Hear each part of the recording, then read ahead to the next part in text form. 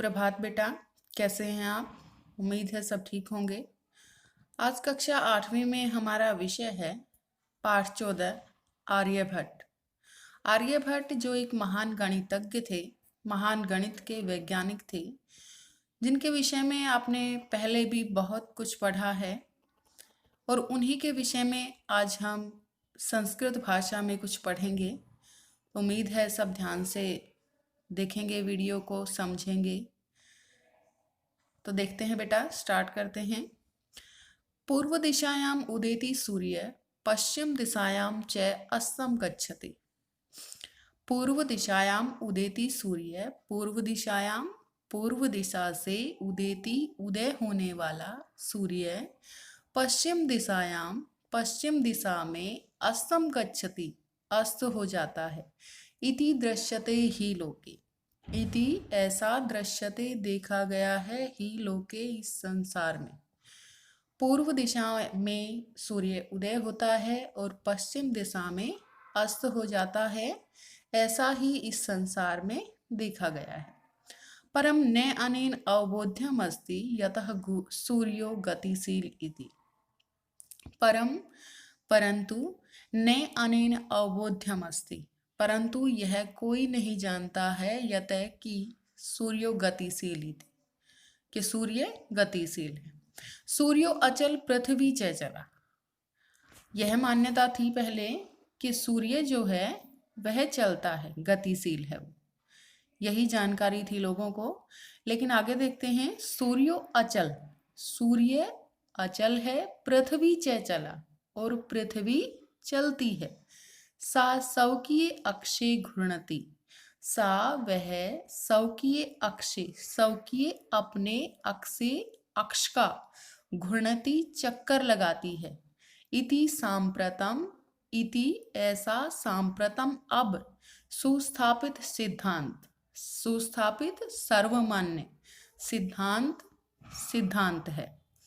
पहले क्या धारणा थी कि सूर्य जो है वो गतिशील है, जो पूर्व दिशा में उदय होकर पश्चिम में चला जाता है। लेकिन सूर्य अचल है, स्थिर है, पृथ्वी चलने वाली है, वह अपने अक्ष का चक्कर लगाती है। अब यही सर्वमान्य सिद्धांत है। सिद्धांतो अयम प्राथम्येन येन परिवर्तित, सिद्धांतो अयम, यह सिद्धांत प्राथम्येन सबसे पहले, येन जिसने, परिवर्तित बनाया, यह सिद्धांत सबसे पहले जिसने बनाया, स आसीत, वह आसीत थे, वह थे, कौन थे? महान गणितज्ञ ज्योतिर्विच आर्यभट्ट। महान गणितज्ञ कौन थे? आर्यभट्ट थे। पृथ्वी स्थिरा वर्तते, पृथ्वी स्थिर है, इति परंपराया प्रचलिता रूढ़ि तेन प्रत्यादिष्टा। पृथ्वी स्थिरा वर्तते, पृथ्वी स्थिर है, इति परंपराया, यही परंपरा प्रचलित थी, रूढ़ि तेन प्रत्यादिष्टा, और यही अंधविश्वास था। तेन उदाहरता यद, तेन उसका उदाहरण यद यह है कि गतिशीलायाम नौकायाम उपविष्ट मानव, के गतिशीलायाम नौकायाम, कि गतिशील नौका में उपविष्ट मानव, उपविष्ट बैठा हुआ मानव, मनुष्य, नौकाम स्थिराम अनुभवति, नौका को स्थिराम स्थिर, अनुभवती अनुभव करता है। और उसका उदाहरण ये है कि जो नौका में जो मनुष्य बैठा होता है वह नौका को स्थिर अनुभव करता है। अन्यांच पदार्थान गतिशीलान अवगच्छति, अन्यांच और अन्य पदार्थान पदार्थों को गतिशीलान अवगच्छति, गतिशील मानता है, समझता है, देखता है। जैसे हम कहीं रेलगाड़ी में, बस में बैठते हैं तो ऐसा प्रतीत होता है जैसे हमारे जो किनारे पर पेड़ पौधे हैं वो चल रहे हैं। तो ऐसा ही हमारे साथ होता है, हम पृथ्वी पर रहते हैं तो पृथ्वी हमें चलती हुई महसूस नहीं होती है, बल्कि सूर्य, चंद्र आदि जो ग्रह हैं वो हमें चलते हुए प्रतीत होते हैं। तो आगे देखते हैं बेटा,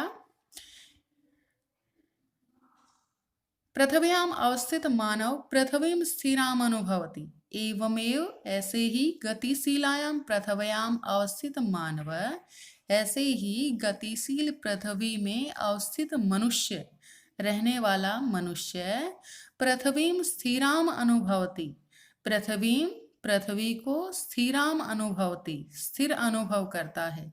सूर्य आदि ग्रहान च गतिशीलान वेति, और सूर्य आदि जो ग्रह हैं उनको गतिशील मानता है।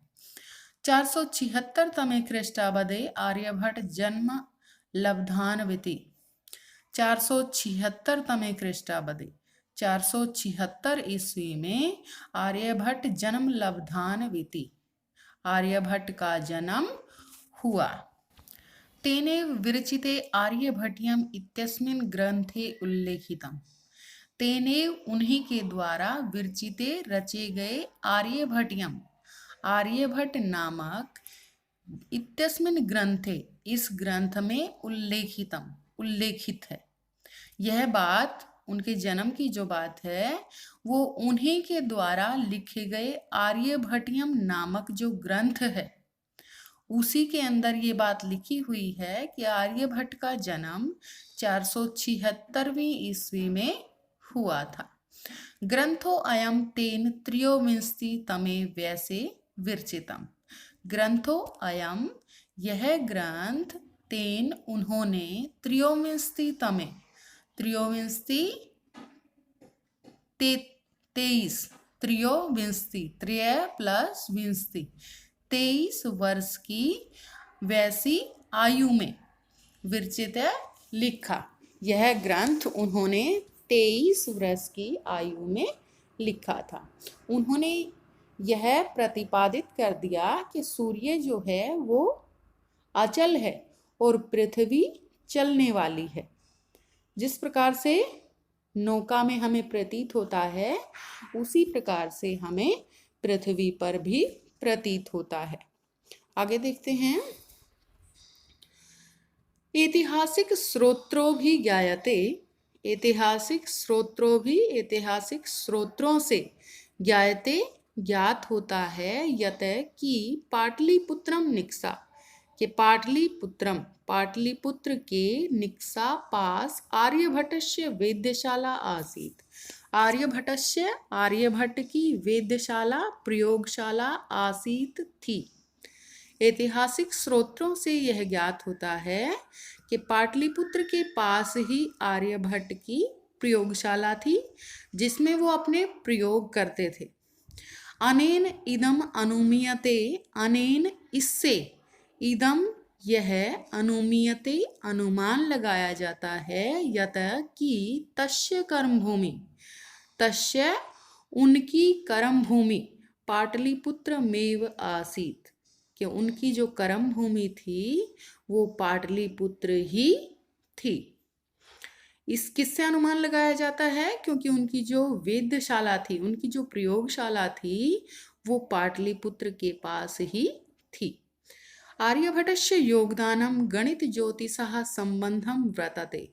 आर्यभट्टस्य, आर्यभट्ट का योगदान गणित ज्योतिषा, गणित ज्योतिषी से संबंध वर्तते, संबंधित है। यत्र, जहाँ संख्यानाम आंकलनम महत्वम आदधाति, जहाँ संख्यानाम आंकलनम, संख्याओं की गणना, महत्वम महत्व, आदधाति रखती है, जहाँ संख्याओं की गणना महत्व रखती है। आर्यभट्ट फलित ज्योतिष शास्त्री न विश्वस्ति स्म। आर्यभट्ट जो थे वो फलित ज्योतिष शास्त्र में न विश्वस्ति स्म, विश्वास नहीं करते थे। आर्यभट्ट फलित ज्योतिष शास्त्र में विश्वास नहीं करते थे।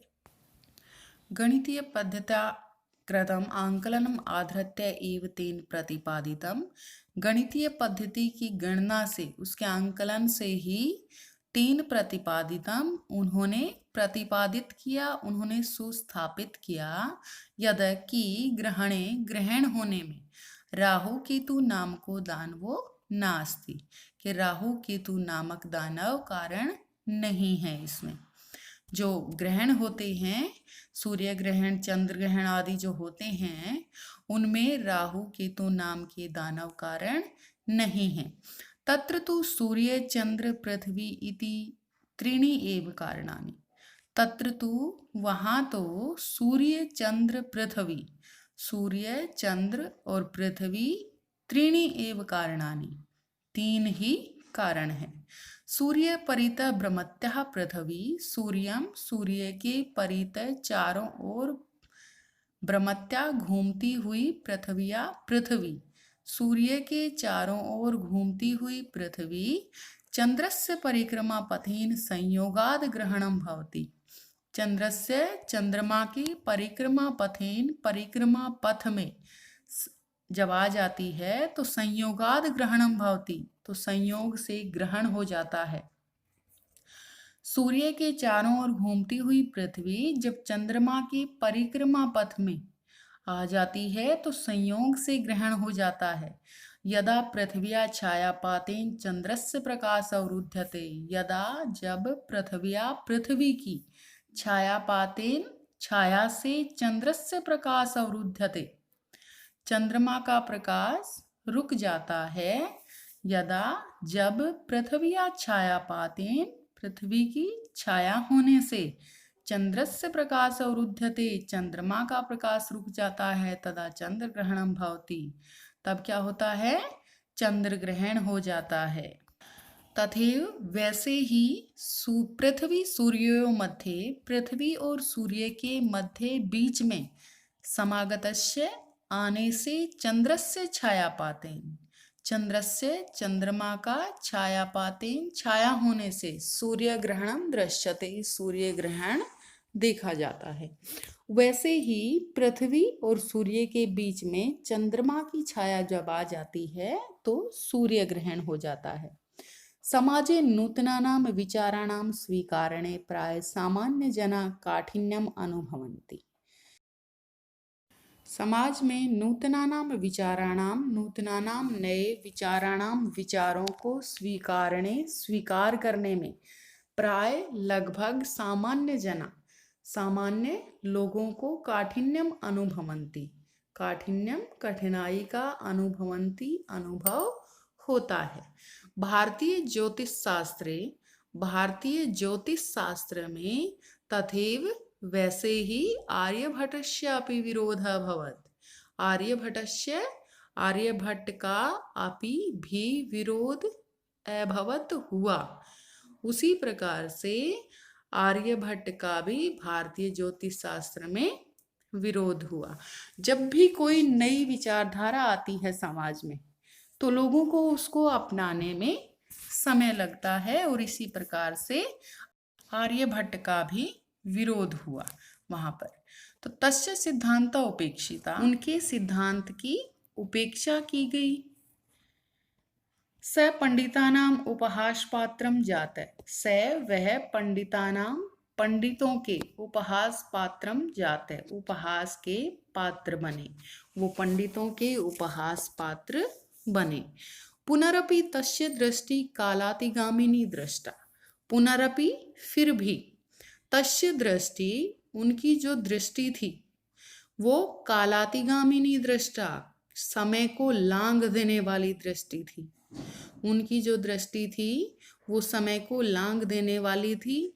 आधुनिकै वैज्ञानिकै तस्मिन् तस्य च सिद्धान्ते समादरः प्रकटितः, आधुनिक वैज्ञानिकै, आधुनिक वैज्ञानिक तस्मिन् तस्य च सिद्धान्ते, उनका और उनके सिद्धांतों के प्रति समादर प्रकटित, सम्मान प्रकट करते हैं। अस्माद् एव कारणात् अस्माकं प्रथमोपग्रहस्य नाम आर्यभट्ट इति कृतम्। अस्माद् एव कारणात्, अस्माद् एव इन्हीं, कारणात् कारणों से, इन्हीं कारणों से, अस्माकं हमारे प्रथमोपग्रहस्य नाम, पहले उपग्रह का नाम आर्यभट्ट इति कृतम्, आर्यभट्ट रखा गया। इन्हीं कारणों से हमारे प्रथम उपग्रह का नाम आर्यभट्ट रखा गया। वस्तुतः भारतीयः गणितपरम्पराया अथ च विज्ञानपरम्पराया असौ एकः शिखरपुरुषः आसीत्। वस्तुतः भारतीयः गणितपरम्पराया, हमारी गणित परंपरा में और विज्ञान परंपरा में, असौ दोनों में ही आर्यभट्ट जो थे वो एक शिखर पुरुष आसीत, वो एक शिखर पुरुष थे, एक महान पुरुष थे। शिखर पुरुष का क्या अर्थ है? महान पुरुष थे। तो बेटा आज हमने आर्यभट्ट के विषय में पढ़ा है। आपको पहले भी पता है आर्यभट्ट एक महान गणितज्ञ थे और आज हमने उनके विषय में और भी जानकारी प्राप्त की है। उम्मीद है आप सबको समझ आया होगा और आप अच्छे से वीडियो को समझेंगे, देखेंगे। ओके बेटा, धन्यवाद।